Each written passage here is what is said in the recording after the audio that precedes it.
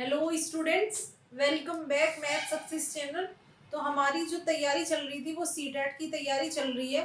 जो जनवरी में हमारा एग्जाम होने वाला है 2024 में, उसकी मैं आपको प्रिपरेशन करा रही थी। तो आज चलते हैं हम गणित शिक्षा शास्त्र की कुछ जो क्वेश्चंस है मैं उनको लेके आई हूँ और उनकी तैयारी करते हैं, क्योंकि साथ साथ में हमें अपने कॉन्सेप्ट की तैयारी भी करनी है और पैडालॉजी की भी तैयारी करनी है।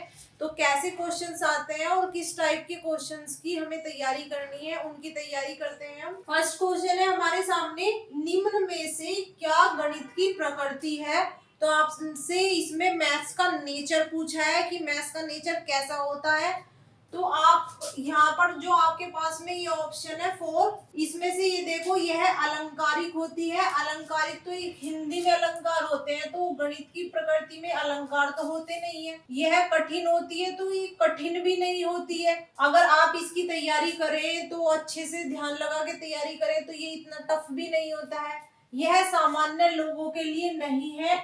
सामान्य लोगों के लिए क्यों नहीं है? ये तो सब लोगों के लिए है। गणित तो कोई भी तैयार कर सकता है, इसमें कोई भी ऐसी कैटेगरी नहीं रखी गई है कि इसमें प्रतिभाशाली ही तैयार करेगा, इसमें सामान्य नहीं तैयार कर सकता है, ऐसा कुछ नहीं है। जो भी बच्चे इसमें इंटरेस्टेड होते हैं गणित को तैयार करने के लिए या गणित को पढ़ने के लिए, मैथ्स को पढ़ने के लिए, तो वो बच्चे मैथ्स को पढ़ सकते हैं, अच्छे से उसकी तैयारी कर सकते हैं। तो ये सामान्य लोगों के लिए नहीं है। तो ये 3 ऑप्शन हमारे खत्म हो जाते हैं। यह एक तार्किक होता है, ये हमारा राइट में चला जाता है। क्यों?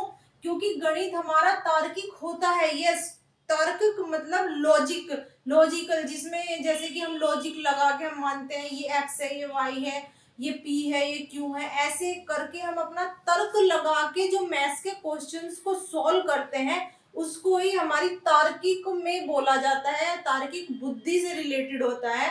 तो इसका जो आंसर चला जाएगा वो हमारा बी चला जाएगा। अब नेक्स्ट क्वेश्चन पे आते हैं हमारे, निम्न में से किसने कहा है कि गणित वह विज्ञान है जिसमें आवश्यक निष्कर्ष निकाले जाते हैं।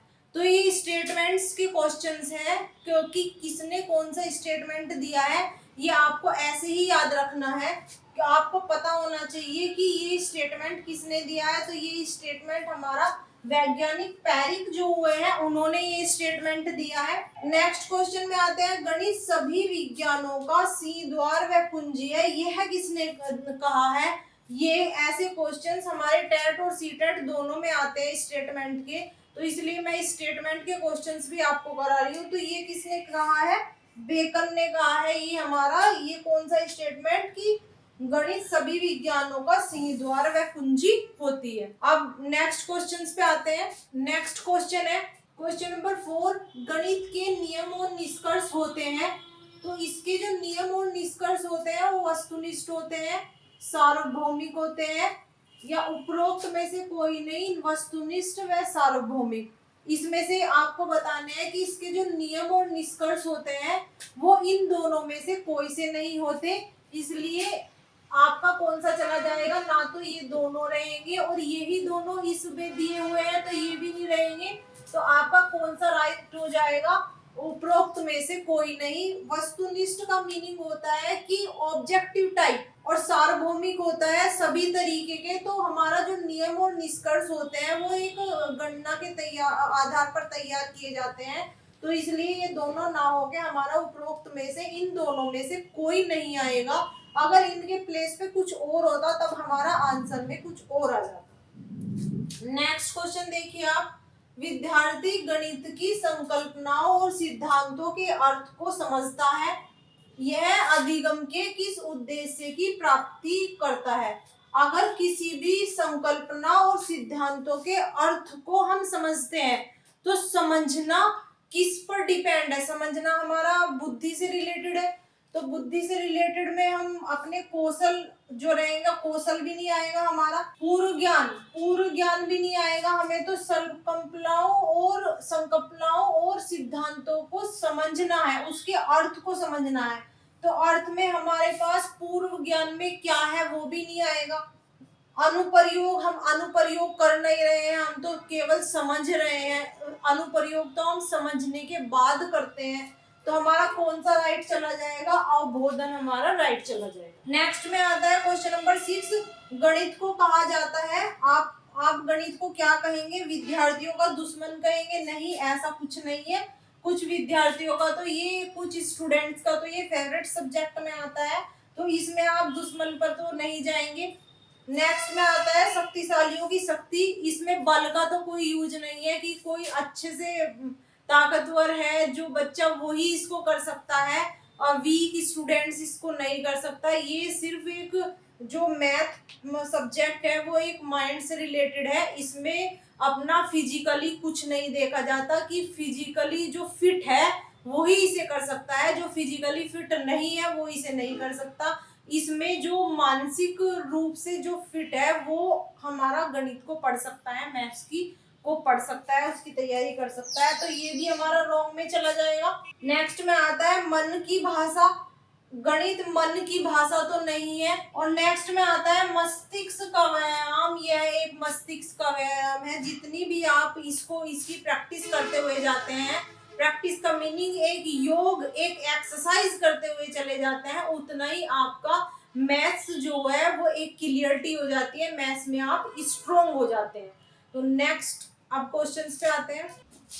नेक्स्ट क्वेश्चन है हमारे पास में क्वेश्चन नंबर 7, योजना एक उद्देश्य पूर्ण क्रिया है जिसे मन लगाकर सामाजिक वातावरण में पूरा किया जाता है। गणित शिक्षण की योजना विधि की उक्त परिभाषा किसने दी है?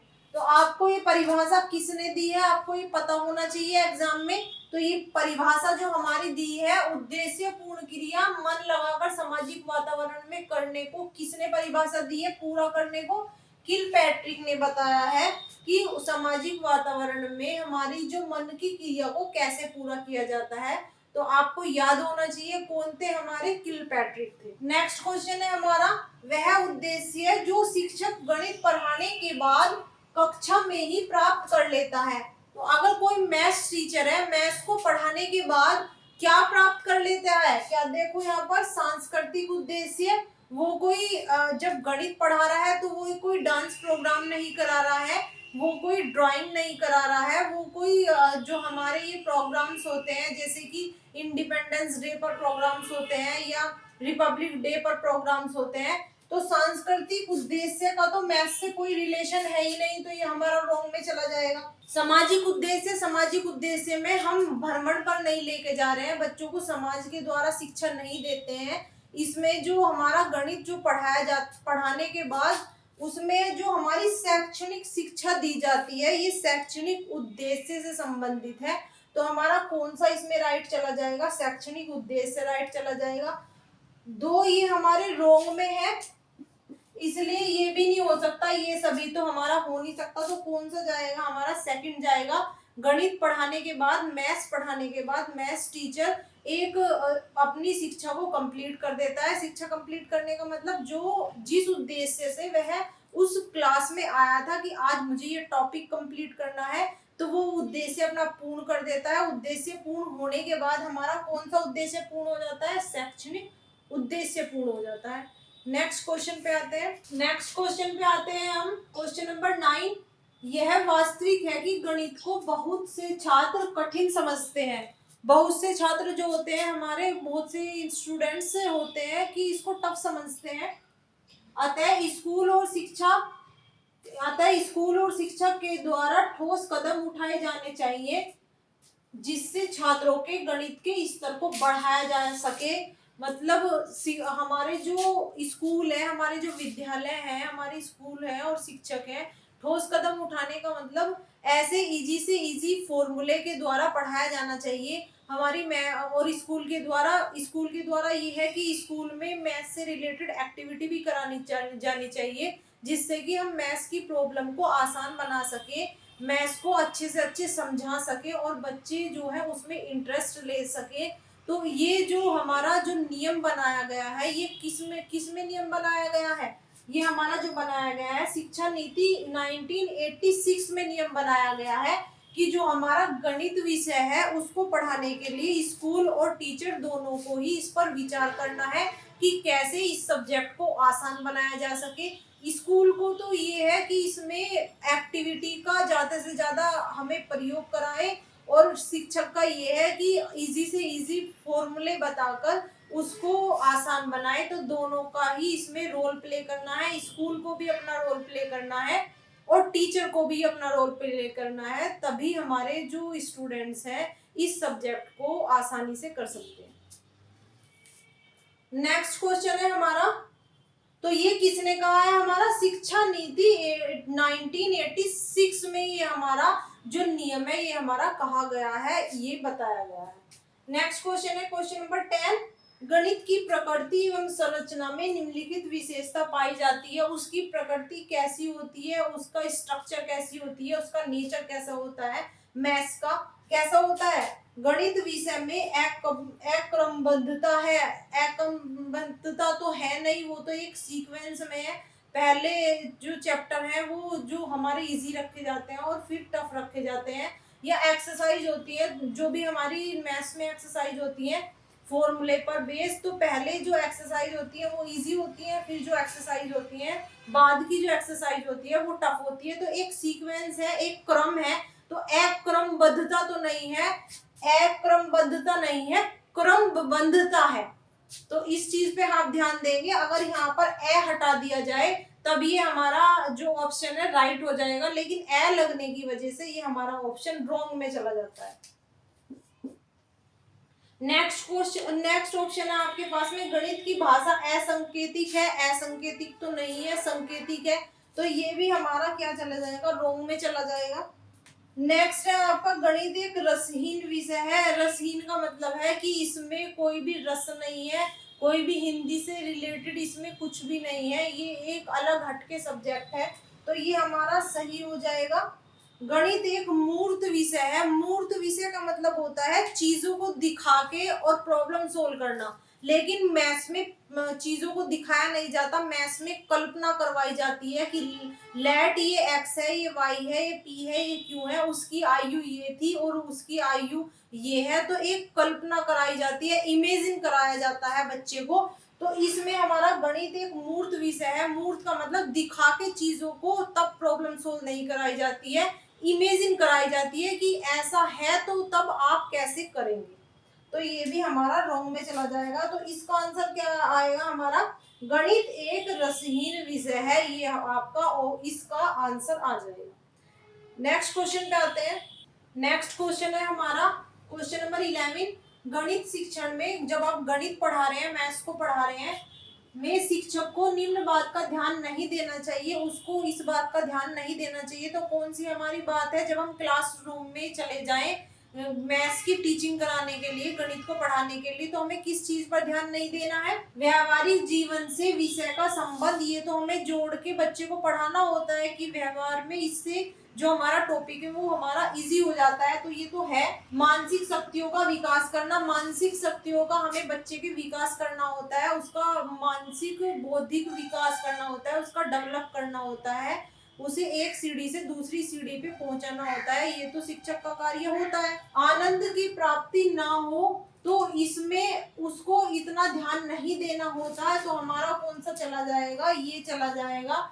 जातीय प्रतिष्ठा का उपाय हो, ये तो हमारा देखते हैं इस चीज को, तो आनंद की प्राप्ति ना हो इस चीज पर हम इतना ध्यान नहीं देते। जो टीचर होते हैं, मैथ्स के टीचर होते हैं, वो आनंद की प्राप्ति पर ध्यान नहीं देते। नेक्स्ट क्वेश्चन है क्वेश्चन नंबर 12, गणित शिक्षण का वास्तविक उद्देश्य ज्ञान प्राप्त करना नहीं है वरन शक्तियां प्रदान करना होता है। यह कथन किसने दिया है, ये कथन किसने दिया है, आपको ऐसे ही याद रखना है किसने दिया है, ये कथन डंटन ने दिया है, तो ये आपको स्टेटमेंट याद रखना है। नेक्स्ट क्वेश्चन पे आते हैं। क्वेश्चन नंबर 3 है व्यवहारिक गणित का भाग है। हमारी व्यवहारिक गणित का कौन सा भाग है, संख्याओं का हिसाब लगाना, जोड़ व बाकी करना, समीकरणों का हल करना, संख्याओं का हिसाब लगाना, समीकरणों का हल करना, जोड़ व बाकी करना, ये हमारे व्यवहारिक में नहीं आते, ये हमारे क्लासरूम में क्लास में हम लोग सिखाते हैं। व्यवहारिक में आते हैं बैंकों की कार्य प्रणाली की जांच करना,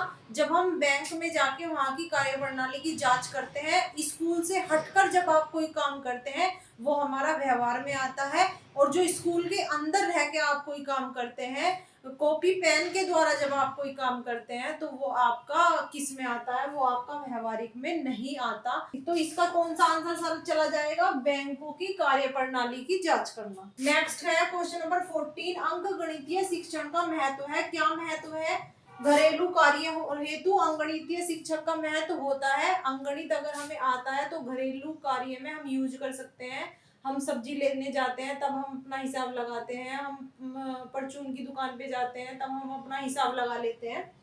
मजदूरी व्यवसाय में, मजदूरी और व्यवसाय में भी हमें गणित का यूज करना होता है। अपने व्यवसाय में हमारा जो व्यवसाय है, हम जो कार्य कर रहे हैं, जो डेली रूटीन में हमारा जो कार्य है, उसमें जो हिसाब लगाने वाला होता है, अगर आपको अंगणित आता है तो आप हिसाब लगा सकते हैं, और अंगणित नहीं आता है तो आप हिसाब नहीं लगा सकते हैं। तो इसमें भी इसका यूज है। व्यवहारिक उपयोग है तो व्यवहार में भी इसका यूज है।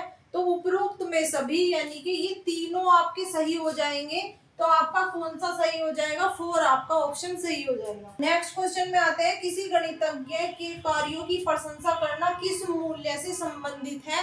अगर हम किसी गणितज्ञ के कार्यों की प्रशंसा कर रहे हैं तो किस मूल्य की आप प्रशंसा कर रहे हो, कौन से मूल्य की प्रशंसा कर रहे हो, बौद्धिक मूल्य की प्रशंसा कर रहे हो, उसकी बुद्धि की प्रशंसा कर रहे हो, प्रयोगात्मक की प्रशंसा कर रहे हो कि वो प्रयोग करके आपको कैसे मैथ को पढ़ा रहा है, इस चीज की आप प्रशंसा कर रहे हो, या सौंदर्यात्मक मूल्य की प्रशंसा कर रहे हो कि वह अपने जो उसके फॉर्मूले हैं उसके द्वारा मैथ्स को कैसे, मैथ्स की प्रॉब्लम को कैसे इजी बना रहा है, तो उसकी आप प्रशंसा कर रहे हो। तो किसमें मैथ्स के टीचर को आप किसका ज्यादा रोल रहेगा, सौंदर्यात्मक मूल्य का ज्यादा रोल रहेगा, उसके पढ़ाने के तरीके का ज्यादा रोल रहेगा, उसका इजी से इजी मेथड बनाने के तरीके का ज्यादा मूल्य रहेगा। तो जो आपके मैथ्स के टीचर की प्रशंसा की जाती है वो किस मूल्य की प्रशंसा की जाती है, सौंदर्यात्मक मूल्य की प्रशंसा की जाती है। तो आपका ऑप्शन में थर्ड ऑप्शन इसका सही चला जाएगा। अब ये हमारे आज की क्लास ये यहाँ पर फिनिश होती है। ये मैंने जो क्वेश्चंस कराए हैं इनकी आप खूब प्रैक्टिस कीजिएगा। ऐसे ही क्वेश्चंस हमारे सीटेट और टेट में पूछे जाते हैं। तो नेक्स्ट में पेपर 1 एंड पेपर 2 दोनों के लिए है ये क्लास मेरी। सीटेट का पेपर 1 एंड सीटेट का पेपर 2 दोनों के लिए है ये क्लास। दोनों में पेडालॉजी आती है। तो मिलते हैं हम अपनी नेक्स्ट क्लास में। तब तक लाइक करें, शेयर करें, सब्सक्राइब करें। Thank you.